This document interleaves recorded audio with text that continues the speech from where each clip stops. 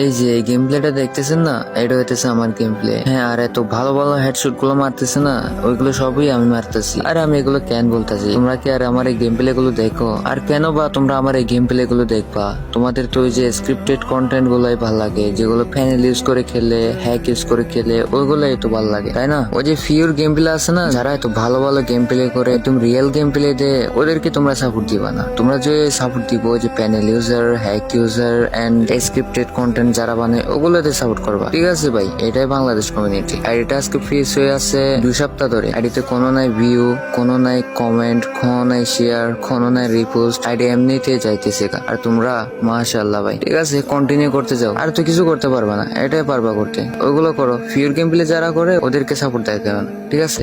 আল্লাহ হাফেজ।